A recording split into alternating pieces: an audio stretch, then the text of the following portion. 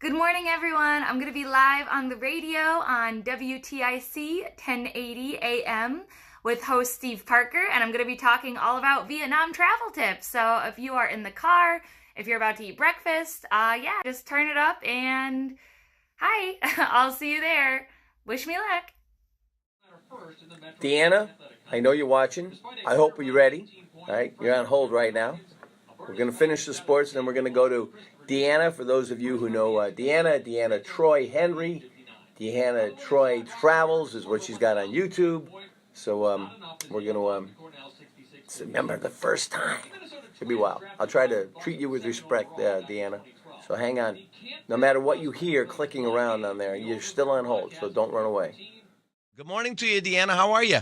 Good morning, Steve. I'm good. Thanks for having me on the show. You took off on this sojourn for 2 years, so tell us what you did for a 2-year period and some of the places you got to visit while you were going around the world. Yeah, so we left in October 2016, and we both are in transitions of our job, my fiance and I, and we went all over Southeast Asia, and we went to 12 countries total. So a couple of them were Thailand, Laos, Cambodia, Vietnam. What was today's Vietnam like?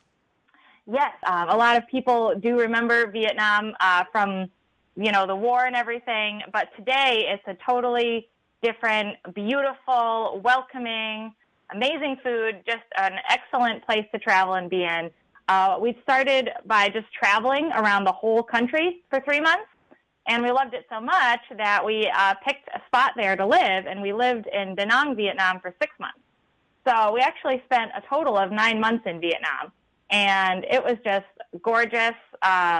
We loved it because, number one, of the diverse scenery. There was just everything from tropical beaches to chilly mountains, and it had such good food, amazing Vietnamese food, and also the prices were one of the cheapest of all the Southeast Asia countries that we visited, so that was nice too.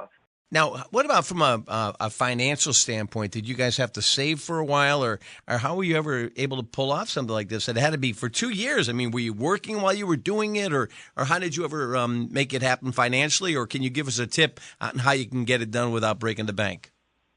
Yeah, this is a question, of course, that we get asked a lot. People think that it's very expensive, of course, but we weren't really going on a quote-unquote vacation. We were living over there. And it's way cheaper to live in Southeast Asia than it is in, say, Boston, where we live now, or any major city you can think of in the United States. Everything is about not even 1/3 of the cost that it is here. So before we left, we probably planned and saved for about a year from both of our jobs. And then as we left, Cedric got a job on the computer on the road, so it didn't really matter where we were. He could just log on to the computer and do programming. He, at the time when we were traveling, he actually worked for just one boss, and he would have to call the boss late at night to have meetings because of the time zone. But it still worked out pretty well, and the boss was very lenient on if we had a tour that day or if we were in transit, then they would just kind of work out a schedule on their own. He says it's called a contracted programming gig. So if he was doing this kind of work from everywhere around the country, being a computer programmer, what would you do? Yes, well, I was making videos for my YouTube channel. So that was my work that I was doing. And if we were having a filming day, we would go find a spot to film, and I would research beforehand to make sure I could give everyone the best travel tips and advice for visiting that place that whatever we were making the movie of, to give everybody a sense of what it's like in Vietnam now and how you can get the best travel experience there. Let's say, okay, you wake up in the morning in Vietnam, and what would be not a big adventure, but what would a regular day be like when you were living in Vietnam? A work day would actually either be both of us on the computers typing away on our laptops in a cafe with, of course, coffee that's only 50 cents to 10 to 50 cents and delicious Vietnamese food. That would be a work day, and a travel day would be us picking one of the best tourist locations and going there and filming and making a movie of it. All right. Also, too, on a relaxing day would just be, our apartment was actually only a 2-minute walk away from the beach, so we would just walk down the street and lie on the beach for a relaxing day. I love it. That's the way to do it. All right, I've only got about 30 seconds here to go or so. This is Deanna Troy. Deanna Troy Travels. You can go to her YouTube channel. She's a great girl. Been doing some wonderful stuff and seen some great places that we only dream of going to. Again, what are just only because we got to wind things up. What are, let's say, maybe 5 of the different videos that I would find on YouTube channel right now? Just throw 5 off the top of your head. One of them is called The Best Tour in Vietnam, and that is a cooking class where we learn how to make Vietnamese dishes. Another video you would find is Moments in the Old Quarter of Hanoi, and this gives just a total atmosphere of what Vietnam is like and the cost of living in Da Nang, Vietnam.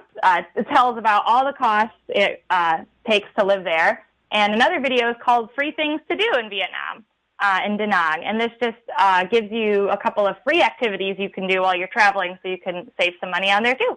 And I just love travel, and I would love to share any tips and advice I have to make your travel dreams come true.